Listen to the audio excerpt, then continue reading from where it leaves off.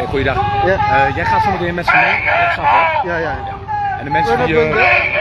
Only here, not there. Nee, dat jullie in ieder geval deze weg ook blijven, Ja. maar zo dit niet af. Oh, oké. Ja? Europa laat ICC.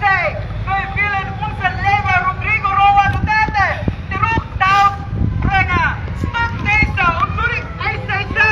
Stuur hem terug naar de Filipijnen. Stuur hem terug naar de Filipijnen. Duterte. Duterte.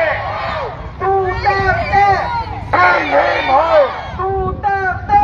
Bring him home. Duterte. Bring him home.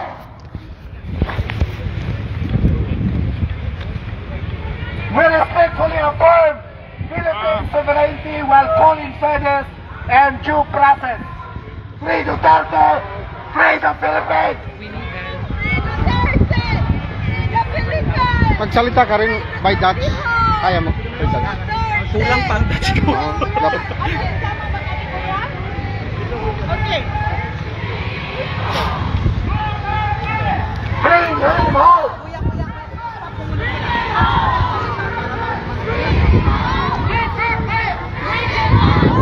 Silence, please. Silence. Stop, stop. Stop, stop. The Filipino people, 2025. We are not happy. We are requesting for our beloved Rodrigo Roa Duterte to be released. He needs to be in the Philippines.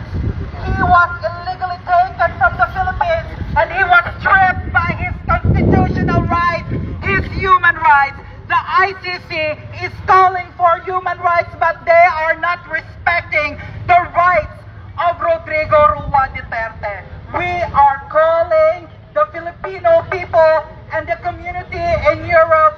You do not know what is happening. Europe does not report this one in the media. We are not happy. The Filipino people are not happy. We want Duterte to be back in the Philippines. Send him home. Sir, stay lang kayo. Dito ka lang, sir. Ano lang. Boy, tuloy mo lang. Kasi magbibigay sila ng petisyon doon eh. Bibigay nila yung signature ano. Tuloy mo lang yung ano sa tao.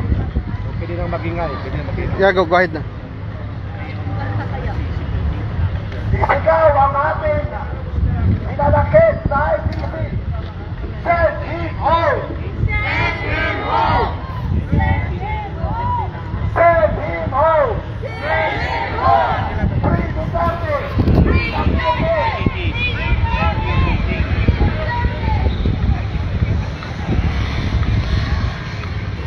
We are here in front of the ICC. So, alive po tayo dito ho sa harapan po ng ICC ICC Criminal o International Criminal Court. Dito na po, huminto na yung ating pong mga itong mga taga-suporta ni dating Pangulong Rodrigo Roa Duterte. Ito po ang sumama no sa protest rally na ginawa dito mula doon sa Malifield hanggang dito sa harapan po ng ICC detention or ICC o International Criminal Court.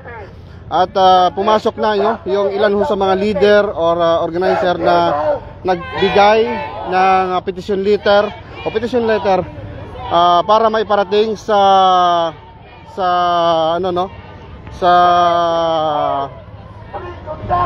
may International Criminal Court. Sasalita yata sila doon, sir. Pwede na pumunta doon? Oo. Ikaw lang, yung ano ka naman, di ba? Sinong nandun? Nagsalita na kayo doon? Andun sila din. Ayan mo na sila doon. Late na late kasi tayo. Ayan mo na. Dito na lang tayo, ayan mo lang. Wake up! Wake up! Send Duterte home! Send Duterte home! Send him home! Send him home!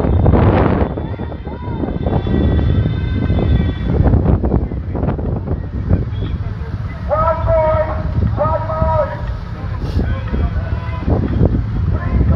ito yung kaganapan dito, no, napapalibutan ng pulis ang area. Meron pong mga riot police, meron pong mga police patrol, may kabayo, no? Ang area kung saan nagpapakita ng kanilang suporta ang mga taga-suporta ni dating Pangulong Rodrigo Roa Duterte.